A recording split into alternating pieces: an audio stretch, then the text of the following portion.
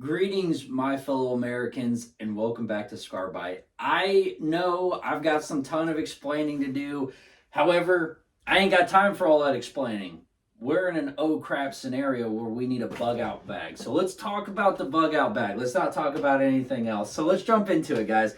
So the world's been the world's been burning forever, man, and it's just a matter of time until things finally just start collapsing, right? So it's about time you got yourself a bug out bag. Get out of Dodge bag.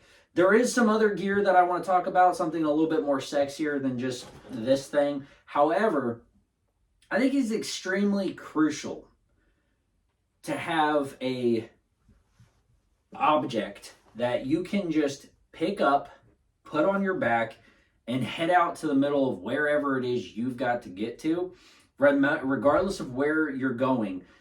Taking a bag that could help you along your way, help you with whatever it is you find yourself in the middle of. I think it is crucial and extremely important that you get a bag together that is going to help you on your adventure, no matter where you go, right? And this is where it really comes down to user preference. This is really where it really comes down to what you find necessary to put in your bag. I don't expect everybody to have the exact same loadout as me, but I'm going to show you guys a few things that I think it's crucial to put your priorities into. Doesn't have to be surrounded or evolving around it, but it needs to have at least some of the key elements that I'm about to show you guys. So, starting off with the surrounding of the bag. On the right side of the bag, we've got the nice little Life Straw thermos itself, the Life Straw cup. It's got a built-in Life Straw on the cup itself. You take the lid off. On the lid, it's got the Life Straw. You fill this thing up with nasty, muggy water. You put the Life Straw in there. You drink from this end right here, and it hydrates you without all of that nasty stuff getting into your body. Great tool for staying on the go. And the fact that it comes with the D-clip and I can just attach that to the side of my bag and not have to worry about it, or I could clip it to a belt loop of my pants. Regardless, this could help me out a ton. In case if I don't have a place to go to for filtered water already. If I don't have a water bottle, canteen, regardless of the circumstances, I can literally go to a nasty creek or pond, get water out of it, and keep on trucking. These things are good for up to I think 100 or 1,000 liters of water or something like that. Or I think it's some of them are even 4,000 gallons of water. So regardless of what kind you get, I would extremely go for something that is, heavy duty, something that will last you a long time. Invest in that good stuff. Most of them are only $10, man. You take advantage of that stuff. It's something that not many people would think about on the go in an oh crap scenario. Take the time while everything's calm in your life, everything is peaceful in your life, to prepare for when it's not. That's one of my favorite Latin sayings is, if you want peace, prepare for war, right? So next up, on the left side of the bag, we've got a maintenance kit. This is literally just, it's got a lot of multi-tool kits, stuff like that I think is extremely necessary for the gear that I have chosen to take with me along my adventures. Also, don't forget some sewing kits. And to be honest with you guys, I know it sounds dumb. Pick up sewing, figure it out. Stitching your gear together, not only could become a very handy survival skill, but it can also help you be crafty along the way, and getting more familiar with how to use your resources as it's necessary in a survival situation. Next up, I really highly recommend getting a fixed blade knife. I chose a mini K-bar for mine, but yeah, I truly do believe having just a fixed bladed knife, none of that gas station tactical stuff, just a nice, durable, reliable knife. Keep that on the side. Another thing you could do is a small little hatchet. regardless of what you want to do in your personal kit, start thinking outside the box. Start, just, thinking about the scenarios that, given the areas in which you live in, could potentially be necessary enough to put in a kit or to put in a bag. One thing I want to talk about before I get into the pockets, guys, this should be super simple to carry. A lot of the military have one thing in common, and that is carry what you, or take with you what you can carry. If you can't carry the pack that you have chosen, that you have dumped a significant amount of gear into, if you can't carry it long distances, forget about it. Try to recreate a formulated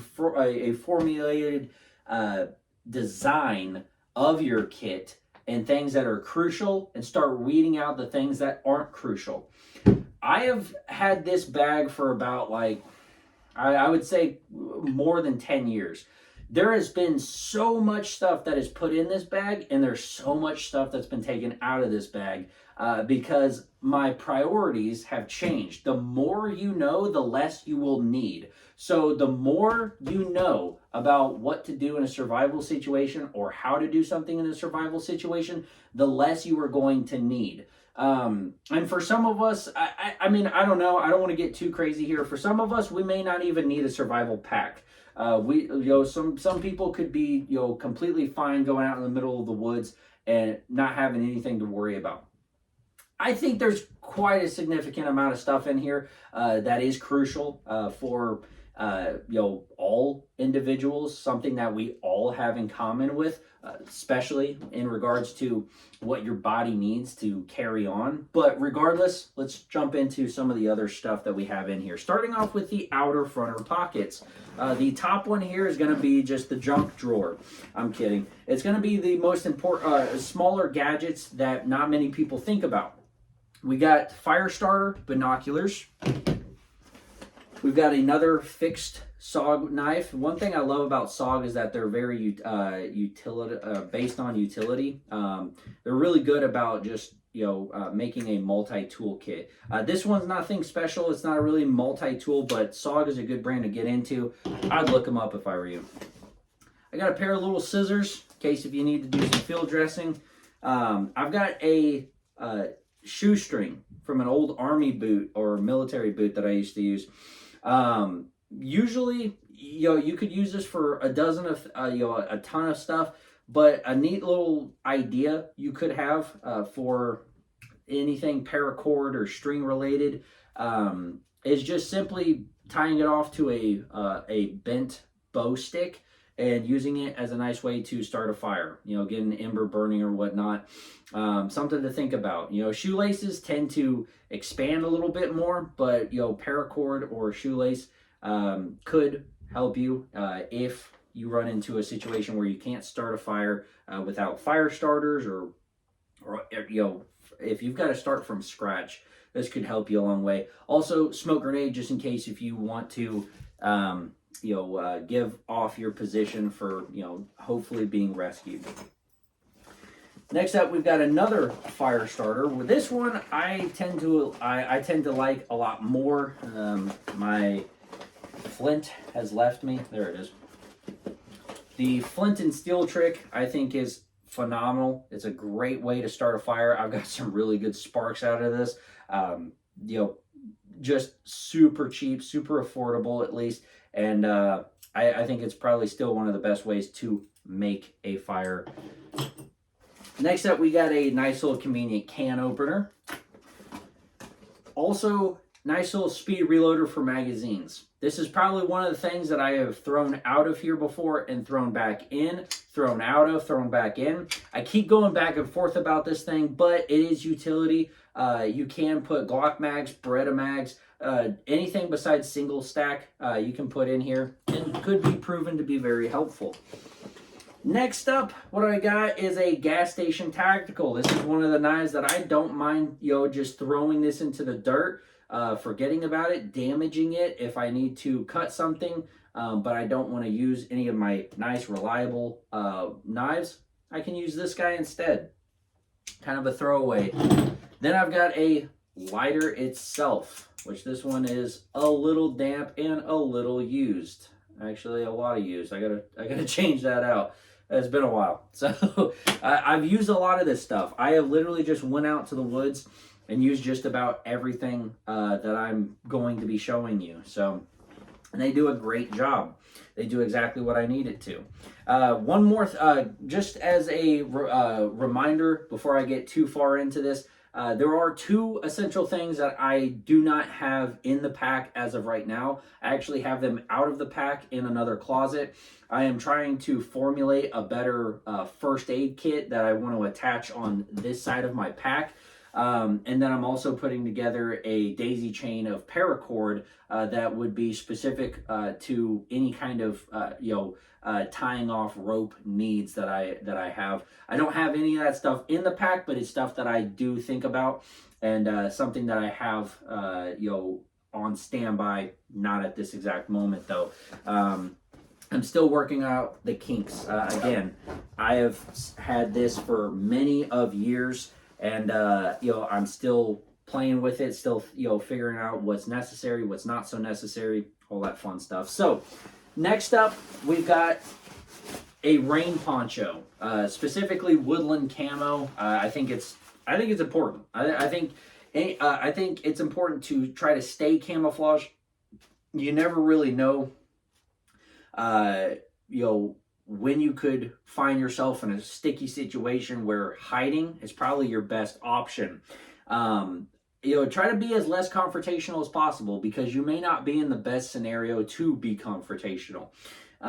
So take that for what it is, But nice thing about the ponchos, you can keep them over you to cover your entire gear. I mean, everything that I have, from my chest rig, battle belt, weapon, gas mask, all that fun stuff, my pack included, this rain poncho has the ability to cover all of it, keeping myself and my equipment dry out of the rain, and less likely to be dampened or rust or whatever the case may be.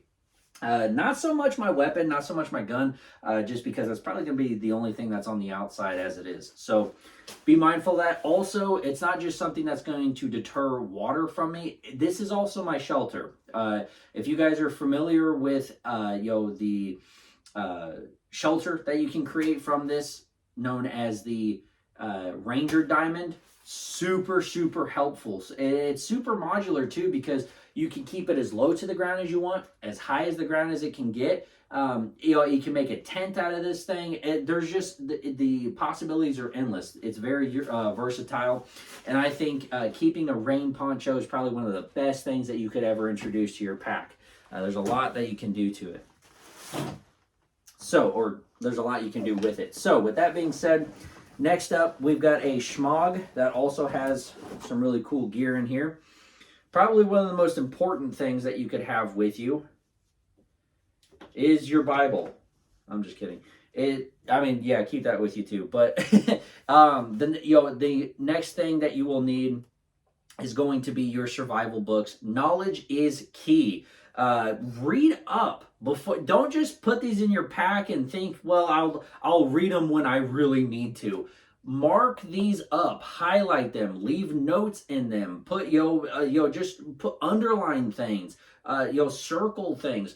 Read these up, mark these up, take the knowledge that is in these awesome books, and keep that knowledge there, store it for in case if you do need it for a really bad day.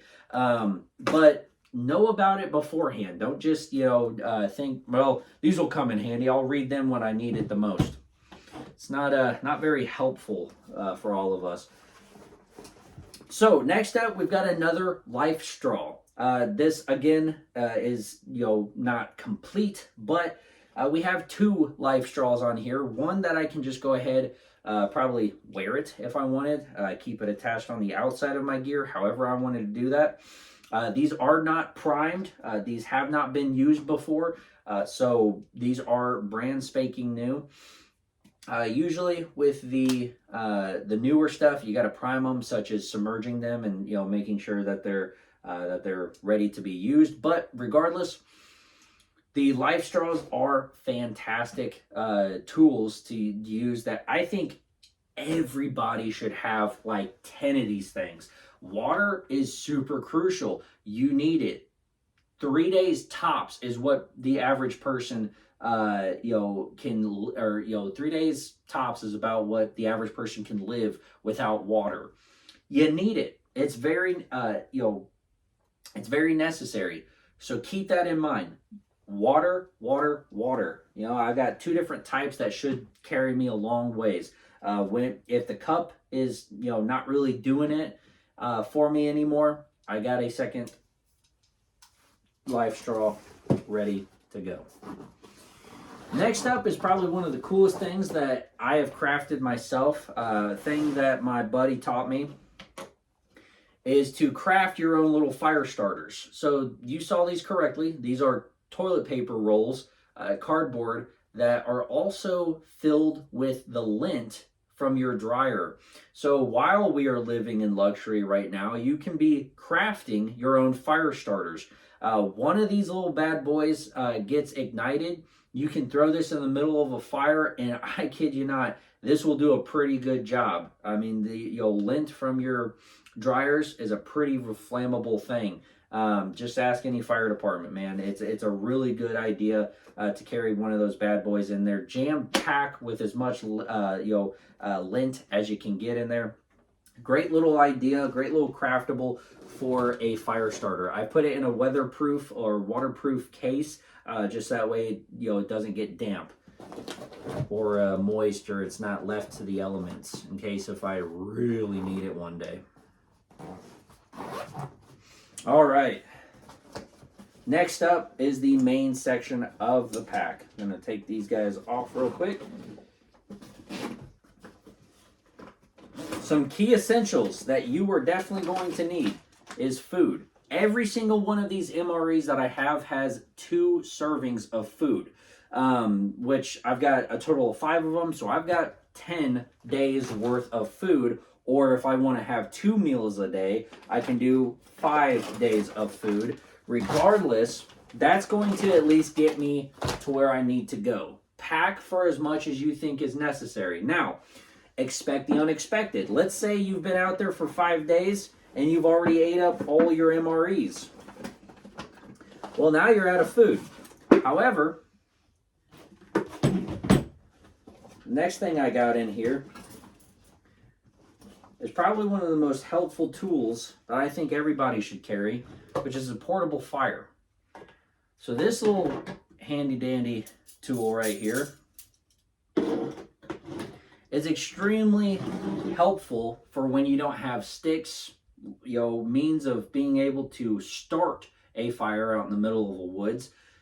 Lighter next to these is going to set this thing ablaze, man. This thing is awesome. It's smokeless, so it's not going to give away your position. The fire is pretty high, though, so I would recommend doing this in kind of a secluded area where, not a whole lot of people, especially at night, can see open flames. Maybe put it in the ditch a little bit. However you've got to do that, figure out a way to keep yourself, out in the open, and try to make sure you're not making yourself a pretty big target out there. So starting a fire and being able to cook some of the small game you maybe acquired along the way, I would personally highly recommend sticking with rabbits, squirrels, doves, stuff like that. I wouldn't recommend probably getting that big old buck or the doe or whatever. I wouldn't really focus all my effort on something big, because 95% of that stuff isn't probably going to be consumed that night, or it should be questionable if that stuff is going to be consumed that night. Maybe if you were in a group of 10 people, 20 people, a deer would probably be, a big sized deer would probably be a good idea. But if it's just you and you're on the move, again, this is more of a QRF. This is get out of Dodge scenario pack. It's just to get you to where you need to go. This is gonna help you and plus. So you've got your MREs. Let's say you're 5 days out. You decided to have 2 meals a day. you've got your your MREs are already spent. You've got a nice little pack here, or a nice little setup, fire starter, and a nice little place to cook any small game that you pick up along the way. And to be honest with you, I think it's a pretty good deal. I mean, obviously you're out in the woods. You can, take apart sticks. You can craft. You can use your resources around you to help you, survive in a, sticky situation such as cooking or making food along the way. Again, survival books can help you with that stuff, in doing your own research and homework of the type of plants that are local to your area, to your state, to your county, your whatever, your area specifically. Put note cards, laminate them of all the stuff to eat and not to eat. That could be extremely helpful. Small stuff like that could help and impact you in a big way. Some of the little stuff does add up, and that's including weight itself. So be mindful of all that fun stuff. So that's pretty much it, guys. We've pretty much gone over just about everything that the pack has. I don't have, like I said, the paracord that is going to be added to the pack, or the first aid that I think is, I've got a, I've got half trauma, half regular band-aid or regular stuff to worry about in regards to cuts, infections, stuff like that, peroxide, rubbing alcohol. I've got survival kind of first aid kit, also mixed in with some trauma, mixed in with sucking chest wounds, stuff like that. So I'm trying to weed out the things that I do and don't want in the pack to get a little bit more of that necessities rather than luxury items, right? So because you don't want to be carrying a whole luggage through the woods. That's not really going to help you. Again, only take what you can carry, right, over long periods of time and distances. So that's pretty much it. I don't want to bore you guys with a bunch of just repetitive details or information. Finally, last but not least, big thing that we need to talk about is fitness. And it's been a long time since I've been fit, since I've been in my prime, but I think something we could all do ourselves a favor with is getting fit. We talk about survival, we talk about awesome, movie-like scenarios that, we picture ourselves as the hero getting in and thriving in the suck. We look at ourselves as the Rambo, the main character. But all of that is only going to be possible if we have what it takes to survive. And it really starts with physical health. Getting out there, running a couple of miles, putting down the stuff that may not be the best for you, and making a better, healthier life choice. I know you guys probably hear this a lot on the internet, but it does matter. It makes a big difference. Being able to sweat here and now in training and preparing, can help you bleed a lot less in battle. So be mindful of that. Just some advice from some dude on the internet, right? So take care, guys. I hope you guys have a fantastic day. I'll see you guys in the next one.